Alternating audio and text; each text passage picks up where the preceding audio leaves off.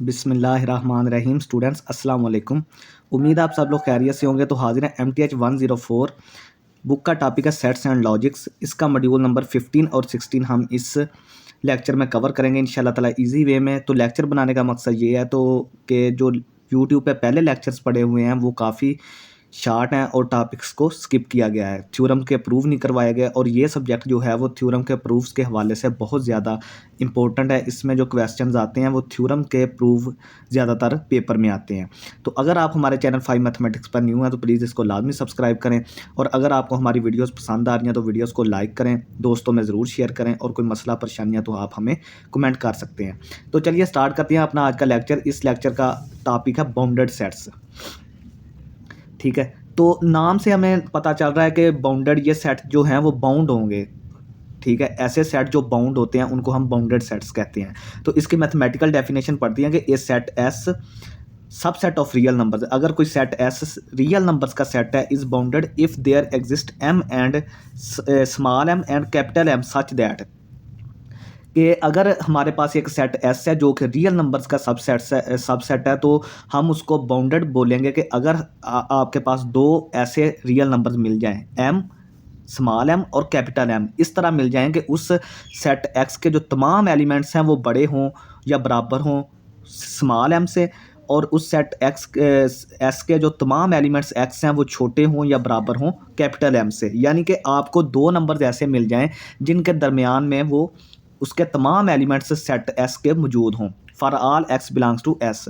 ठीक है, यानी कि आपको ऐसे दो एलिमेंट्स मिल जाएं, ऐसे दो नंबर्स मिल जाएं जिनको हमने एम बोला है और कैपिटल एम बोला है, कि उस सेट एस के तमाम एलिमेंट्स जो हैं वो इन दो नंबर्स के दरमियान महदूद हो जाएं, पाबंद हो जाएं इन दोनों के दरमियान, यानी कि इस एम से बड़े हों और इस एम से छोटे होने चाहिए। तो इसकी एक एग्जांपल देखते हैं कि अगर एस हमारा सेट जो है वो x belongs to real numbers है और एक्स हमारा जो है वो greater than or equal to 0 है और less than or equal to 5 है, इज बाउंडेड। तो देखें कि ये जो सेट एस के तमाम एलिमेंट्स हैं वो 0 और 5 के दरमियान बाउंड है, 0 और 5 के दरमियान, यानी कि 0 से बड़े हैं या बराबर हैं, और एक्स जो है वो छोटा है या बराबर है 5 से, यानी कि तमाम एलिमेंट्स 5 से छोटे हैं या बराबर हैं और 0 से बड़े हैं या बराबर हैं। ठीक है, तो देखें हमें यहाँ पे जो स्मॉल एम की वैल्यू हमें 0 मिल गई और कैपिटल एम की वैल्यू हमें 5 मिल गई। तो हमें दो ऐसे नंबर्स मिल गए जिनसे जो है जो एलिमेंट्स सेट एस के जो हैं हमारे पास वो बाउंडेड है इन दो नंबर्स के दरमियान। Here m is a lower bound, M is an upper bound. तो यहाँ पे जो एम स्मॉल एम है उसको हम लोअर बाउंड बोलेंगे और कैपिटल एम को हम अपर बाउंड बोलेंगे। If both exist then set is bounded. अगर ये दोनों हमें मिल जाएं, अगर स्मॉल एम यानी कि लोअर बाउंड और कैपिटल एम जो कि अपर बाउंड है, अगर ये हमें दोनों मिल जाएं तो हम बोल देंगे कि ये सेट जो है वो बाउंडेड है, क्योंकि हमें दो नंबर्स की ज़रूरत होगी बाउंडेड सेट के लिए। कोई भी सेट अगर हमने बाउंडेड बनाना है तो उसके तमाम एलिमेंट जो हैं वो दो नंबर्स के दरमियान होने चाहिए। तो इसकी एक और एग्जांपल देखते हैं कि 3 से लेकर -इन्फिनिटी तक, यानी कि 3 से लेफ़्ट की तरफ, यानी ये हमारा देखें कि यहाँ पे 3 है और इसकी लेफ़्ट की तरफ -इन्फिनिटी तक तमाम एलिमेंट्स, तो ये बाउंडेड नहीं है। इसकी एक बाउंड तो मौजूद है, यानी कि एक तरफ से तो ये बाउंडेड है, 3 की तरफ से तो ये बाउंड है, लेकिन जो है वो इसकी -इन्फिनिटी की तरफ ये बढ़ता चलता जा रहा है तो ये बाउंडेड नहीं है। तो देखें कि इसकी सिर्फ एक बाउंड हमें मिली है, दूसरी बाउंड नहीं मिली, तो इसलिए ये अनबाउंडेड है। ठीक है, नॉट बाउंडेड या जिसको बोलते हैं। इसकी लोअर बाउंड नहीं हमें मिली, अपर बाउंड तो इसकी मिल गई है। अपर बाउंड कौन सी होती है? जिससे तमाम एलिमेंट छोटे हैं। तो देखें 3 से तमाम एलिमेंट छोटे हैं, तो 3 हमें लोअर बाउंड तो अपर बाउंड तो हमें मिल गया, लेकिन इस सेट का लोअर बाउंड हमें कोई नहीं मिला, तो ये नॉट बाउंडेड है। इसी तरह सेट ऑफ रियल नंबर जो है वो भी अनबाउंडेड है, क्योंकि वो प्लस इन्फिनिटी से लेकर -इन्फिनिटी तक बढ़ता चला जाता है। हमें कोई भी लोअर बाउंड या अपर बाउंड हमें कोई भी नहीं मिलता। ठीक है, कोई ऐसे दो नंबर हमें नहीं मिलते जिससे हम बोल सकें कि इससे तमाम एलिमेंट छोटे हैं और इससे तमाम एलिमेंट्स बड़े हैं। ठीक है, तो इसका मतलब ये है कि जो सेट ऑफ रियल नंबर्स है वो भी अनबाउंडेड है। नेक्स्ट हमारे पास एक और एग्जांपल है कि सेट ए जो है हमारे पास 1 × 1/t 1/2 1/3 up to Son 1/n ये चलता जा रहा है, तो ये बाउंडेड है। बाउंडेड कैसे है कि देखें इसका अपर बाउंड देखें कि 1 है, यानी कि इस सेट के तमाम एलिमेंट्स जो हैं वो 1 से तो छोटे हैं। देखें कि जिस तरह ये आप बढ़ाते जाएंगे n की कीमत, ये जो नंबर्स हैं वो 1 से छोटे होते चले जाएंगे और 0 की तरफ अप्रोच करेंगे। अगर देखेंगे 1, 1/2, 1/3, 1/4, 1/5, 1/6 अप टू सो ऑन चलते जाएंगे, तो ये नंबर जो हैं वो जिस तरह नीचे आपने याद रखना है कि अगर नीचे बटे में नंबर आपका बढ़ता जाए तो ओवरऑल आपका नंबर छोटा होता जाता है। तो देखेंगे इसका अपर बाउंड यानी कि सबसे बड़ा नंबर तो 1 मौजूद है और ये नंबर जो हैं बाकी नंबर जो हैं वो 0 की तरफ अप्रोच कर रहे हैं। तो इसका मतलब ये है कि ये सेट जो है वो 0 और 1 के दरमियान बाउंडेड है, यानी इस सेट की तमाम वैल्यूज़ जो हैं वो 0 से बड़ी हैं और 1 से छोटी हैं। ठीक है, तो ये सेट हमारा क्या हो जाएगा, बाउंडेड हो जाएगा। नेक्स्ट हमारे पास है बाउंडेड अबव सेट। इस set S of subset of real numbers है। तो जो भी हम बात कर रहे हैं वो सेट ऑफ रियल नंबर्स के सबसेट की बात कर रहे हैं, जिसको हमने एस बोला है। तो अगर हमारे पास कोई रियल नंबर्स का सबसेट एस मौजूद है, is bounded above if there exist a real number M such that, तो कोई एक सेट एस जो है वो हमारा बाउंडेड अबव सेट होगा अगर हमारे पास कोई ऐसा real number M, capital M, हमें ऐसा रियल नंबर मिल जाए कि उस सेट के तमाम एलिमेंट्स जो हैं वो उससे छोटे हों या उसके बराबर हों उस नंबर एम से। ठीक है, अगर उस सेट के तमाम एलिमेंट्स एम रियल नंबर जो हमें मिला है उससे छोटे हों या उसके बराबर हों, तो हम बोल देंगे कि ये सेट जो है वो बाउंडेड अबव सेट है। और एम जो है उसको हम अपर बाउंड बोल देंगे। इसकी एक एग्जांपल देखते हैं कि अगर हमारे पास सेट एस जो है वो x belongs to real number है और एक्स हमारा लेस देन 5 है, तो ये बाउंडेड अबव है। बाउंडेड अबव कैसे है, क्योंकि इसका अपर बाउंड मौजूद है। इसका मतलब ये है अपर बाउंड इसका 5 है। इसका मतलब ये है कि 5 हमें ऐसा एम की जगह पे हमें 5 ऐसा नंबर मिल गया कि इस सेट के तमाम एलिमेंट्स जो हैं वो 5 से छोटे हैं, एम से छोटे हैं। ठीक है, जो हम पीछे पढ़ के आए हैं। तो 5 हमें यहाँ पे अपर बाउंड मिल गया, तो ये सेट बाउंडेड अबव सेट है। इसी तरह 1 2 3 4, 1 2 3 4 में सबसे बड़ा नंबर 4 है, तो 4 से तमाम एलिमेंट्स इसके छोटे हैं। तो इसका मतलब ये है कि ये सेट भी बाउंडेड अबव है और इसकी अपर बाउंड जो है वो 4 है। ठीक है, नेक्स्ट हमारे पास है bounded below set. Bounded below set एक ऐसा रियल नंबर्स का सबसेट बाउंडेड बिलो सेट कहलाता है कि अगर हमें स्मॉल एम, ऐसा एक स्मॉल एम नंबर मिल जाए कि उस सेट के तमाम एलिमेंट्स जो हैं वो या तो उस स्मॉल एम के बराबर हों या फिर उससे बड़े होने चाहिए। तो एम जो है वो उसको हम लोअर बाउंड बोलते हैं। जो एम है उसको क्या बोलते हैं, लोअर बाउंड बोलते हैं। देखें अगर फ़र्ज़ करें हमारे पास X belongs to real number है और एक्स हमारा ग्रेटर दैन 2 है, तो देखेंगे ये सेट जो है वो बाउंडेड बिलो है। इसका मतलब ये है कि यहाँ हमें लोअर बाउंड मिल गया। लोअर बाउंड यहाँ पे क्या है, 2 है, यानी कि 2 से इस सेट के तमाम एलिमेंट्स जो हैं वो बड़े हैं। कोई भी आप एक्स ले लें वो 2 से बड़ा होगा। ठीक है, तो देखें कि x जो है वो 2 से बड़ा है, तो इसका मतलब यहाँ पे आप 3 भी ले सकते हैं, 4 भी ले सकते हैं, 5 भी ले सकते हैं, 6 भी ले सकते हैं। तो 2 से बड़े तमाम एलिमेंट्स इस सेट में मौजूद होंगे। तो इसका मतलब ये है कि 2 जो है वो इसका लोअर बाउंड है। ठीक है, तो ये बाउंडेड बिलो सेट है, बाउंडेड बिलो सेट है क्योंकि हमें इसका लोअर बाउंड मिल गया। इसी तरह 5 6 7 ये एक सेट है, बाउंडेड बिलो सेट है क्योंकि इसकी लोअर बाउंड हमें मिल गई है 5 से इस सेट के तमाम एलिमेंट्स बाकी जो हैं वो बड़े हैं। Finite sets are always bounded. और जितने भी फाइनाइट सेट्स हैं, ठीक है, जितने भी महदूद सेट हैं जिनके एलिमेंट्स को हम काउंट कर सकते हैं, वो कौन से होते हैं, वो बाउंडेड होते हैं हमेशा। उनकी अपर बाउंड भी मौजूद होती है, उनकी लोअर बाउंड भी मौजूद होती है, तो वो क्या हो गए, बाउंडेड सेट्स हो गए। तमाम फाइनाइट सेट्स जो होते हैं वो बाउंडेड सेट्स होते हैं। State whether each of real number is bounded or unbounded. तो आपने बताना है कि ये जो सेट्स हमें दिए गए हैं रियल नंबर्स के जो सब सेट्स हैं, सेट ऑफ रियल नंबर्स के जो सब सेट्स हैं, आपने बताना है क्या ये बाउंडेड है या अनबाउंडेड है।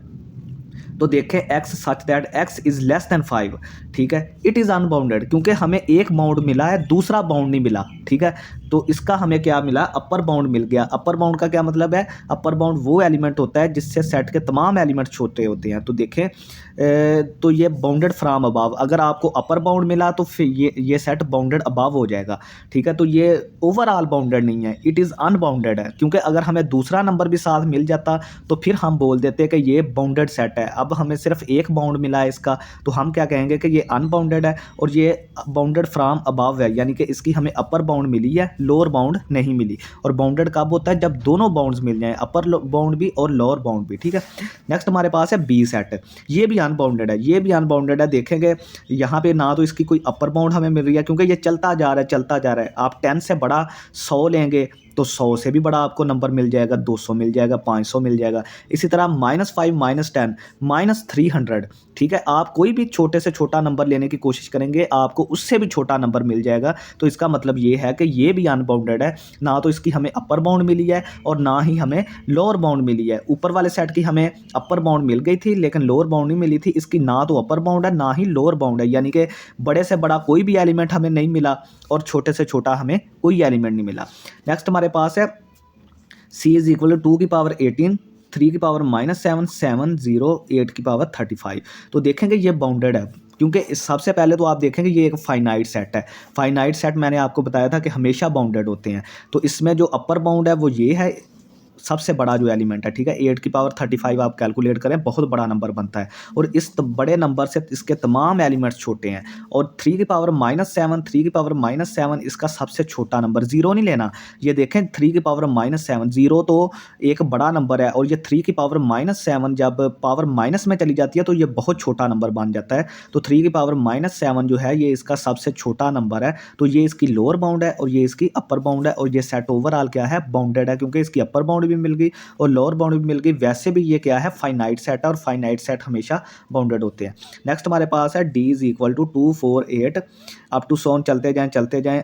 ये भी अनबाउंडेड है क्योंकि इसकी हमें एक बाउंड मिल गई है। एक बाउंड कौन सी है, 2 ऐसा नंबर है जिससे इसके बाकी तमाम एलिमेंट्स बड़े हैं, तो 2 इसका लोअर बाउंड है, ठीक है। 2 इसका क्या है, लोअर बाउंड है। और ये सेट फिर अनबाउंडेड तो है लेकिन बाउंडेड बिलो है। बाउंडेड बिलो का क्या मतलब है कि इसकी हमें लोअर बाउंड मिल गई है, कि ऐसा नंबर हमें मिल गया है कि जिससे सेट के तमाम एलिमेंट्स बाकी बड़े हैं, ठीक है। तो ये ओवरऑल तो अनबाउंडेड है लेकिन बाउंडेड फ्रॉम बिलो है क्योंकि इसकी हमें एक लोअर बाउंड मिल गई है, ठीक है। अच्छा, नेक्स्ट हमारे पास सेट है ई, 1/2, 1/4, 1/8, 1/2 की पावर n। तो ये इट इज़ बाउंडेड एज। तो देखें इस तरह का कोई भी सेट हो जिसमें आपने जिसमें जो नीचे बटे की जो वैल्यू है वो बढ़ती जा रही है, तो देखें कि ये अगर आप इसका गौर करें तो ये सेट जो है वो 0 की तरफ चलता जा रहा है। यानी जितनी आप नीचे छोटी वैल्यू बड़ी वैल्यूज़ करते जाएंगे तो इसकी वैल्यू जो है वो 0 को अप्रोच करती जाएगी। तो इसकी मैक्सिमम वैल्यू जो है वो 1 आ सकती है, ठीक है। इसकी मैक्सिमम वैल्यू 1 है और मिनिमम वैल्यू ये 0 की तरफ अप्रोच कर रहा है। इसके एलिमेंट्स किसकी तरफ जा रहे हैं, 0 की तरफ जा रहे हैं, क्योंकि नीचे जो है वो जब आप नीचे नंबर को बढ़ाते जाएंगे तो आपका ओवरऑल नंबर छोटा होता जाएगा। तो देखेंगे जैसे जैसे आप n की वैल्यू बढ़ाते जाएंगे नीचे नंबर आपका बढ़ता जाएगा, तो ये 0 की तरफ अप्रोच करता जाएगा। तो ये सेट भी बाउंडेड है क्योंकि ये इसके तमाम एलिमेंट्स 0 से बड़े हैं और तमाम एलिमेंट्स 1 से छोटे हैं, ठीक है। तो ये एक बाउंडेड सेट है। इसी तरह ये सेट है, ये सेट देख लें आप, ये भी -1 और 1 के दरमियान है। देखेंगे ये 1/2, -1/2, 1/3, -1/3 क्या है कि ये नंबर छोटे होते जा रहे हैं मज़ीद। तो कोई भी नंबर -1 से मज़ीद छोटा नहीं होगा और 1 से मज़ीद बड़ा नहीं होगा। तो इसका मतलब ये है कि ये भी सेट जो है वो बाउंडेड है और कौन से इंटरवल में है, -1 और 1 के दरमियान इसकी तमाम वैल्यूज़ आ रही हैं, ठीक है। ऐसा देखें कि -1 और 1 इसमें मौजूद हैं और ये बाकी नंबर जो हैं वो छोटे होते जा रहे हैं। तो ये -1 और 1 के दरमियान बाउंडेड हो गया, ठीक है। नेक्स्ट हमारे पास टॉपिक है supremum. A real number s is called supremum और least upper bound of a if x such that x is less than और equal to s for all x belongs to a, s is an upper bound. तो देखें कोई number s को हम supremum कहेंगे या जिसको लीस्ट अपर बाउंड कहेंगे। तो सुप्रीमम क्या होता है या लीस्ट अपर बाउंड, दोनों चीज़ें सेम है। आप इसको सुप्रीमम भी कह सकते हैं, लीस्ट अपर बाउंड भी कह सकते हैं। सबसे पहले तो आपने याद रखना है कि जो सुप्रीमम होता है वो अपर बाउंड भी होता है, अपर बाउंड, ठीक है। एक सेट के एक से ज़्यादा अपर बाउंड हो सकते हैं और एक से ज़्यादा ही लोअर बाउंड हो सकते हैं। ये मैं आपको वहाँ पे बताना भूल गया था, आपने ये याद रखना है कि किसी सेट के एक से ज़्यादा अपर बाउंड भी हो सकते हैं और एक से ज़्यादा लोअर बाउंड भी हो सकते हैं। तो जो अपर बाउंड है उसमें जो सबसे छोटा अपर बाउंड होगा उसको हम सुप्रीमम बोलेंगे। ऐसा अपर बाउंड जो सबसे छोटा अपर बाउंड होगा उसको हम सेट का सुप्रीमम बोल देंगे। और इसको हम कैसे रिप्रेजेंट करते हैं, इसको हम रिप्रेजेंट करते हैं SUP, ठीक है। ये देखें सुप्रीमम ऑफ A, यानी कि अगर किसी सेट ए का आपने सुप्रीमम फाइंड आउट करना है तो सुप्रीमम ऑफ ए हम इसको लिख सकते हैं। तो इसके दो जो है वो कंडीशन है, मैंने आपको इजी वर्डिंग में बता दिया कि सबसे पहले तो वो आपका अपर बाउंड होना चाहिए, अपर बाउंड होना चाहिए। ये जो पहली कंडीशन है वो यही है कि जो एस जिसको आप सुप्रीमम बोल रहे हैं वो सबसे पहले तो सेट का अपर बाउंड होना चाहिए। दूसरी कंडीशन ये है कि ये जो इतनी इंग्लिश लिखी हुई है इसका मतलब ये है कि दूसरी कंडीशन ये है कि जो सबसे छोटा अपर बाउंड होगा वही उसका सुप्रीमम होगा। अपर बाउंड एक से ज़्यादा भी हो सकते हैं, लेकिन जो सबसे छोटा अपर बाउंड होगा वो सुप्रीमम होगा सेट का। तो supremum of A is equal to S, इसको इस तरह डिनोट करते हैं। अब हम एक एग्जांपल देखते हैं कि अगर ए सेट हमारे पास है 0,1 तो x बिलोंग्स टू आर, यानी ये सेट x जो है वो रियल नंबर्स का सेट है और x जो है वो 0 और 1 के दरमियान है। तो देखें इसके अपर बाउंड्स क्या हैं। अपर बाउंड्स 1 और 1 से तमाम बड़े नंबर इसके अपर बाउंड है। 1 भी इसका अपर बाउंड है, 1.2, 1.3, 2, 3, 4, 5, 6 इसके इनफाइनाइटली मैनी अपर बाउंड है, यानी कि जो भी 1 और 1 से जितने भी बड़े नंबर हैं वो इसके अपर बाउंड्स हैं। तो सुप्रीमम क्या है? सुप्रीमम ये है कि जो सबसे छोटा अपर बाउंड है। तो देखें इसमें सबसे छोटा अपर बाउंड क्या है? 1 है। तो देखें सुप्रीमम ऑफ ए, इस सेट का सुप्रीमम ऑफ ए क्या है? 1 आ गया। तो आपने ये चीज़ नोट एक रखनी है कि जो सुप्रीमम है वो हो सकता है कि सेट में बिलोंग करे, हो सकता है वो नहीं भी करे। अब ये सेट में बिलोंग 1 जो है वो सेट में बिलोंग नहीं कर रहा, क्योंकि 0,1 ओपन इंटरवल है ना। ओपन इंटरवल का मतलब होता है कि वो एलिमेंट इसमें शामिल नहीं है, तो 1 इसमें शामिल नहीं है, लेकिन 1 जो है वो इसका सुप्रीमम है सेट ए का। ठीक है, तो 1 जो है वो सेट ए से बिलोंग कर भी सकता है सुप्रीमम और नहीं भी कर सकता। So no maximum but supremum exist, लेकिन इसका मैक्सिमम मौजूद नहीं है बट सुप्रीमम एग्जिस्ट कर रहा है। मैक्सिमम क्या होता है? मैक्सिमम सेम सुप्रीमम होता है, लेकिन मैक्सिमम जो होता है वो सेट को बिलोंग करना चाहिए। सुप्रीमम के लिए ये कंडीशन नहीं है कि वो सेट को बिलोंग करे या ना करे, लेकिन मैक्सिमम जो होता है वो सबसे बड़ा एलिमेंट होता है, लेकिन वो सेट से बिलोंग भी करता है। तो सुप्रीमम का होप्स हो गया, आपको पता चल गया होगा कि सबसे छोटा जो अपर बाउंड होता है उसको हम सुप्रीमम कहते हैं। किसी सेट के एक से ज़्यादा अपर बाउंड भी हो सकते हैं, एक से ज़्यादा लोअर बाउंड भी हो सकते हैं। सबसे छोटा जो अपर बाउंड होगा उसको हम सुप्रीमम बोल देंगे। नेक्स्ट हमारे पास है infimum. A real number I is called the sorry, एक नंबर आई को हम इन्फीमम और ग्रेटेस्ट लोअर बाउंड, मैंने आपको बताया था कि किसी सेट के एक से ज़्यादा लोअर बाउंड हो सकते हैं, और सबसे बड़ा जो लोअर बाउंड होगा, सबसे बड़ा जो लोअर बाउंड होगा उसको हम क्या बोल देंगे? सेट का इन्फीमम है। तो देखें कि आपने सबसे पहली शर्त तो ये है कि वो लोअर बाउंड होना चाहिए। लोअर बाउंड की डेफिनेशन हम पीछे पढ़ के आए हैं। लोअर बाउंड क्या होता है कि सेट के तमाम एलिमेंट्स जो हैं वो उससे बड़े होने चाहिए या बराबर होने चाहिए, लोअर बाउंड। ठीक है, लोअर बाउंड का मैंने आपको पहले बता चुका हूँ कि लोअर बाउंड क्या होता है कि ऐसा नंबर होता है जिससे सेट के तमाम एलिमेंट्स बड़े होते हैं। दूसरी ये कंडीशन है कि वो तमाम लोअर बाउंड में से जो बड़ा लोअर बाउंड होता है सबसे, उसको हम इन्फीमम बोल देते हैं। ठीक है, सबसे पहली शर्त तो ये है, जिस तरह उसकी सुप्रीमम की शर्त थी कि वो अपर बाउंड होना चाहिए, फिर सबसे छोटा अपर बाउंड। यहाँ पे क्या है कि ये लोअर बाउंड होना चाहिए, और दूसरी शर्त क्या है कि सबसे बड़ा लोअर बाउंड होना चाहिए। इसको हम डिनोट करते हैं infimum of A is equal to I से। ठीक है, इसकी एक एग्जांपल वही हम सेट ले लेते हैं 0,1। तो देखें कि इस सेट के जो सबसे छोटा, देखें कि लोअर बाउंड इस सेट के बहुत सारे हैं। 0 तो सबसे छोटा, सबसे बड़ा 0 है, फिर जितने 0 से छोटे नंबर्स हैं -1, -2, -1.2, -1.3, -3, -4, इनफाइनिट बहुत सारे इसके जो हैं वो लोअर बाउंड्स हैं, लेकिन 0 जो है वो यहाँ पे सबसे बड़ा लोअर बाउंड है, क्योंकि 0 से अगर आप पीछे की तरफ जाएं तो आपके माइनस वाले नंबर स्टार्ट होते हैं, और माइनस वाले नंबर जो होते हैं वो 0 से छोटे होते हैं। तो देखें यहाँ पे जो सबसे बड़ा लोअर बाउंड है वो 0 है, बाकी -1, -2, -3 जितने भी नंबर हैं वो 0 से छोटे हैं। तो सबसे बड़ा लोअर बाउंड जो है वो 0 है। तो इन्फीमम इस सेट का क्या आ जाएगा? 0 आ जाएगा। तो देखें इन्फीमम के लिए भी शर्त नहीं है कि वो सेट से बिलोंग करना चाहिए। इन्फीमम जो है वो भी सेट से बाहर बिलोंग कर सकता है। तो जो इन्फीमम है वो भी हमारा सेट में बिलोंग कर भी सकता है और नहीं भी कर सकता, लेकिन जो मिनिमम होता है वो एक तो सबसे छोटा एलिमेंट होता है, और दूसरा ये है कि वो सेट से बिलोंग करना चाहिए। मिनिमम और मैक्सिमम के लिए ये शर्त है कि वो सेट से बिलोंग करने चाहिए, लेकिन सुप्रीमम और इन्फीमम जो है वो सेट से बिलोंग करें या ना करें ये डिपेंड नहीं करता। तो देखेंगे ये मैंने आपको बता दिया है। नोट क्या था कि मैक्सिमम और मिनिमम जो है वो सेट को बिलोंग करने चाहिए, लेकिन सुप्रीमम और इन्फीमम के लिए ज़रूरी नहीं है कि वो सेट से बिलोंग करें या ना करें। नेक्स्ट हमारे पास है एक important property of real numbers, completeness of R. जो सेट ऑफ रियल नंबर्स होता है वो कंप्लीट होता है। तो इसकी मैं डेफिनेशन आपको बता देता हूँ कि the set of real numbers is complete if set of real number जो है वो कंप्लीट हम उसको कब बोलेंगे कि अगर हर non empty subset of R, कि अगर आप रियल नंबर्स का कोई भी नॉन एम्प्टी सबसेट लें दैट इज़ बाउंडेड अबव, और वो बाउंडेड अबव हो, यानी कि उसका अपर बाउंड हमें मिल जाए। ठीक है, आपने कोई भी रियल नंबर्स का नॉन एम्प्टी सबसेट लेना है और आपने इस तरह का सबसेट लेना है कि उसका जो है वो बाउंडेड अबव हो, यानी आपको उसका अपर बाउंड मिल जाए, हैज़ अ सुप्रीमम। ठीक है, तो वो एक उसका सुप्रीमम भी होना चाहिए, यानी सुप्रीमम को हम क्या बोलते हैं, लीस्ट अपर बाउंड भी बोलते हैं इन आर, यानी सेट ऑफ रियल नंबर्स में ही उसका एक क्या मिलना चाहिए, हमें सुप्रीमम मिल जाना चाहिए।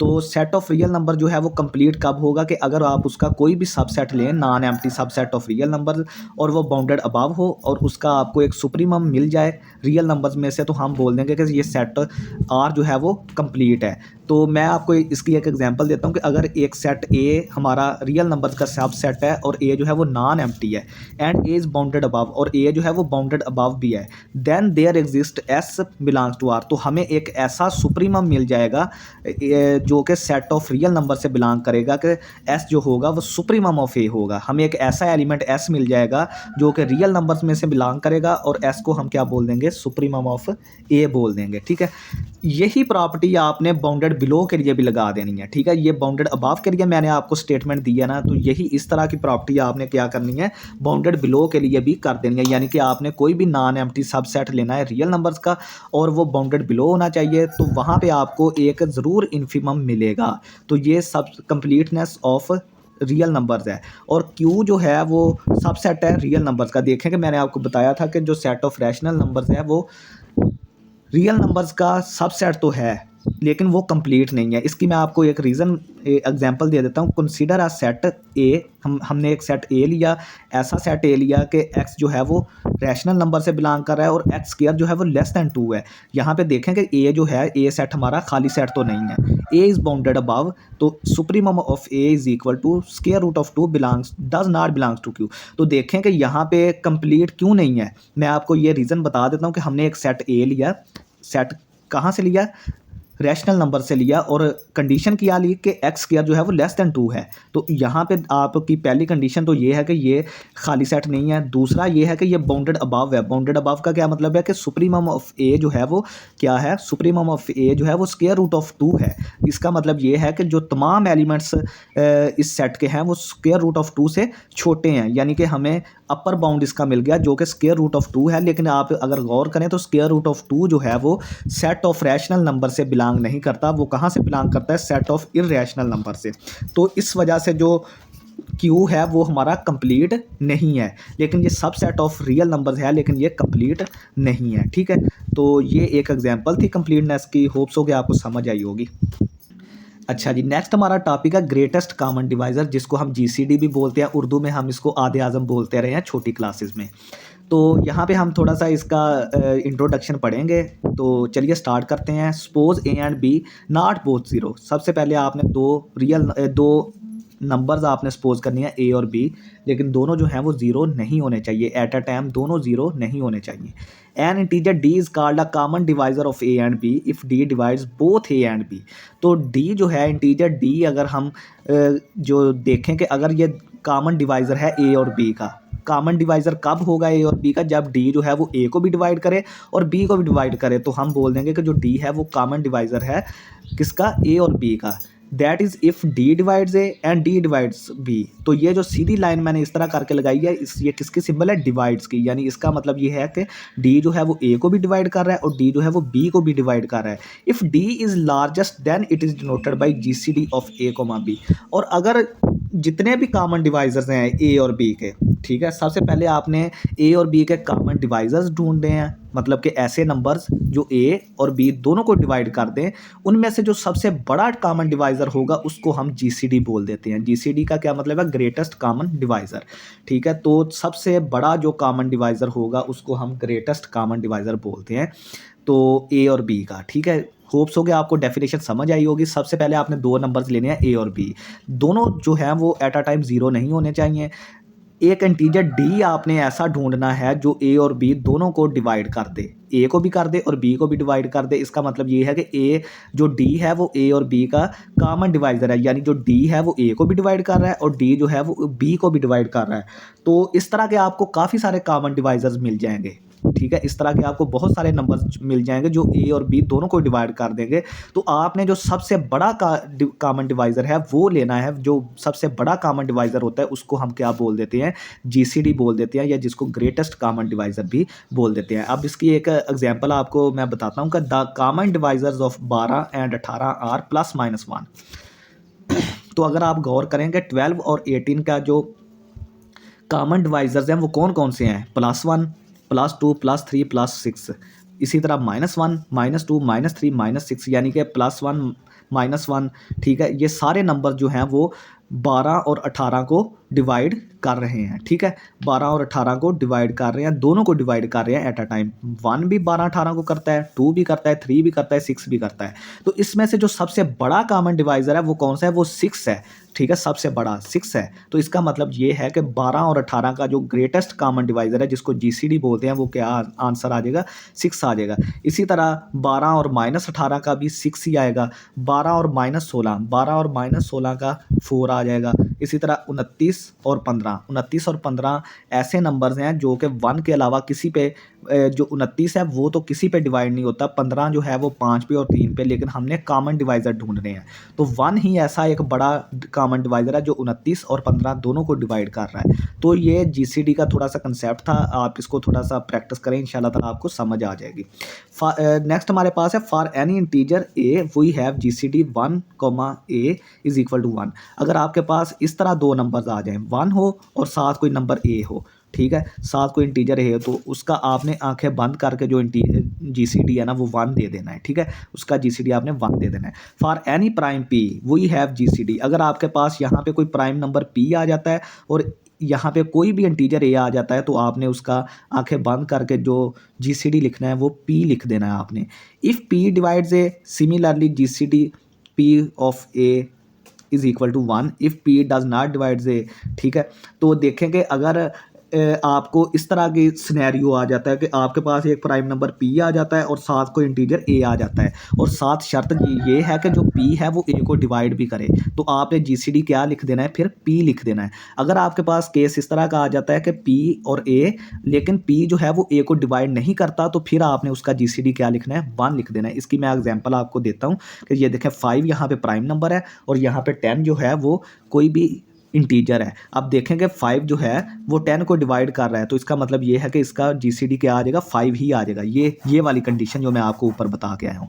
और जीसीडी ऑफ 5,11, अब 5 जो है वो 11 को डिवाइड नहीं कर रहा, तो इसका जीसीडी क्या आ जाएगा, 1 ही आ जाएगा, ठीक है। ये वाली कंडीशन। अब कुछ रिजल्ट्स हैं वो मैं आपको बता देता हूँ। Suppose d is equal to GCD of A comma b, then there exist integers x and y such that d is equal to a x plus b y. अगर d जो है वो a और b का GCD है तो हमारे पास दो इंटीजर्स हमें ऐसे मिलेंगे कि हम उनको a और b को हम उनकी मदद से लीनियर कम्बिनेशन में लिख सकते हैं। तो देखेंगे d is equal to a x plus b y, तो हमें x और y दो इंटीजर्स ऐसे मिलेंगे कि हम उनको लीनियर कम्बिनेशन में लिख सकते हैं, a और b के लीनियर कम्बिनेशन में लिख सकते हैं। तो देखें ये मैंने d is equal to a x plus b y, यानी जो जीसीडी होगा हम उसको x और y के a और b के लीनियर कम्बिनेशन में लिख देंगे। इसकी एग्जांपल मैं आपको दे देता हूँ कि जीसीडी ऑफ 12 और 18 6 था, ये मैं आपको बता गया हूँ। जीसीडी ऑफ 12 18 6 था, तो यहाँ पे डी की वैल्यू 6 आ गई, तो डी को हम अब इस शक्ल में लिखने जा रहे हैं, डी को हम इस शक्ल में लिखने जा रहे हैं। तो डी की वैल्यू तो 6 है, जीसीडी की वैल्यू 6 आ गई, यहाँ पे 6 आ गया। ए की वैल्यू हमें क्या दी गई थी, 12, तो 12 आ गया। एक्स की जगह पे हमने क्या लिख दिया है, एक्स ही लिख दिया। बी की जगह पे 18 है, तो 18 साथ वाई आ गया। अब आपने क्या करना है कि देखेंगे 12 इंटू -1 प्लस 18 इंटू 1, तो देखें इसको आप सॉल्व करेंगे तो आपको ये 6 मिलेगा, ठीक है। तो यहाँ पे से आपको दो इंटीजर्स एक्स और वाई मिले जिनकी वैल्यूज़ -1 और 1 है, ठीक है। तो ये एक इंपॉर्टेंट रिजल्ट था कि जीसीडी को हम क्या कर सकते हैं, ए और बी के लीनियर कम्बिनेशन में लिख सकते हैं और हमें इस सूरत में दो इंटीजर्स मिलेंगे एक्स और वाई, ठीक है। वो मैंने आपको ये मिसाल से बता दिया है। ए पॉजिटिव यहाँ पे थ्योरम है कि a positive integer D is equal to G C D of A comma B if and only if D has the following properties. तो देखें कि कोई भी जो पॉजिटिव इंटीजर डी है हम उसको जी सी डी कब बोलेंगे ए और बी का, कि अगर डी में डी जो है वो फॉलोइंग प्रॉपर्टीज़ को प्रूव करे। सबसे पहली प्रॉपर्टी ये है कि डी जो है वो ए को डिवाइड करे। दूसरी है कि साथ ये भी है कि डी जो है वो बी को भी डिवाइड करे। पहली प्रॉपर्टी ये है कि जो डी है वो ए और बी दोनों को डिवाइड करे, ये वाली property, d divides a and d divides b, यानी कि दोनों को डिवाइड करना चाहिए। दूसरी ये है कि इफ़ सी डिवाइड्स बोथ है a and b then c divides d. इसका मतलब ये है कि अगर कोई नंबर सी जो है वो ए और बी को डिवाइड कर रहा है तो इसका मतलब ये है कि जो सी है वो GCD को भी डिवाइड करना चाहिए, यानी C को चाहिए कि वो GCD को भी डिवाइड करे। यानी अगर हमें कोई तीसरा नंबर C ऐसा मिल जाता है जो A और B दोनों को डिवाइड कर रहा है तो C को चाहिए कि वो D को भी डिवाइड करे। इसकी एग्जांपल देखते हैं कि 12,18 का GCD 6 था, यहाँ पे D की वैल्यू 6 है, तो देखें 6 जो है वो 12 को भी डिवाइड कर रहा है और 6 जो है वो 18 को भी डिवाइड कर रहा है। अगर C की वैल्यू हम 3 ले रहे हैं तो देखें 3 जो है वो 6 को भी डिवाइड कर रहा है, ठीक है। 3 जो है यानी हमने बोला कि अगर हमें C ऐसा मिल जाए कि जो A और B दोनों को डिवाइड करे तो C जो है वो हमें D को भी डिवाइड करना चाहिए। C को चाहिए कि वो D को भी डिवाइड करे। तो 3 जो है देखें 3 जो है वो 6 को भी डिवाइड कर रहा है। अब हम कुछ प्रॉपर्टीज़ देखते हैं फिर लेक्चर को ख़त्म करते हैं इसको। तो GCD of A comma B, तो A कोमा B या B कोमा A, ठीक है, यानी कि 1,2 या 2,1 आप कुछ भी ले लें, दोनों का GCD बराबर ही होगा। दूसरी प्रॉपर्टी ये है कि अगर x हमारा ग्रेटर देन 0 है तो GCD of AX comma BX जो है वो किसके बराबर होगा, x times GCD of A comma B। यानी कि अगर हमारा x, ये जो x मल्टीप्लाई हो रहा है ये 0 से बड़ा है तो GCD, इस चीज़ का GCD क्या होगा, x into GCD of A comma B। इसकी एग्जांपल देखते हैं कि GCD ऑफ 12,18, तो 12 को हम क्या लिख सकते हैं 3 इंटू 4 और 18 को क्या लिख सकते हैं 3 इंटू 6। तो देखें ये इस शक्ल में आ गया AX और BX, ये AX ये BX। तो इसका मतलब ये है कि ये 3 जो है हम कॉमन निकालेंगे तो 3 GCD ऑफ 4,6, तो 3 बाहर कॉमन आ गया, GCD ऑफ 4,6 जो है वो 2 आता है, तो 4,6 का GCD 2 आया, 3 हमने बाहर निकाला तो 3 2 बार 6 आ गया, ठीक है। तो ये हमने प्रूव कर दिया। इफ़ D हमारा जो है वो GCD है AB का, देन GCD ऑफ A बटा B बटा D इज़ इक्वल टू 1, ठीक है। तो इसकी एग्जांपल भी हम देख लेते हैं कि अगर GCD of 12,18 is equal to 12 को हम क्या लिख सकते हैं 12 बटा 6, ठीक है, और 18 को क्या लिख सकते हैं 18 बटा 6, ठीक है। यानी कि देखें अगर 12 A की जगह पे 12 और B क्या था, B की जगह पे हमने 6 ले लिया, फिर हमने क्या किया 18 बटा 6 कर दिया। तो देखें GCD ऑफ 2,3 क्या आता है 1 आता है। तो ये चीज़ हमने प्रूव कर दी कि A बटा B और B बटा D का जो GCD होता है वो 1 होता है। तो ये देखें हमने एग्जांपल लेकर ये चीज़ प्रूव कर दी।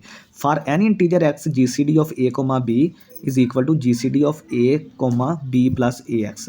तो देखें कि अगर हमारे पास GCD ऑफ 12,18 है तो GCD ऑफ 12 को हम वैसे ही रहने देंगे, 18 को हम क्या लिख सकते हैं 18 को लिख सकते हैं 18 प्लस 18 इंटू 2 12 इंटू 2, ठीक है, 12 इंटू 2 यानी AX। A की वैल्यू यहाँ पे 12 थी, X की वैल्यू हमने 2 ले ली, तो देखेंगे इसका GCD भी फिर 6 ही रहेगा, यानी GCD ऑफ 12,42, तो ये भी हमारे पास 6 ही रहेगा, ठीक है। तो थोड़ी सी आपने इसकी प्रैक्टिस करनी है। ये जो मैंने एग्जांपल्स आपको बताई हैं, साथ मैंने प्रॉपर्टीज़ भी बता दी हैं और साथ उनकी एग्जांपल्स आपको प्रूव करके भी बता दी हैं।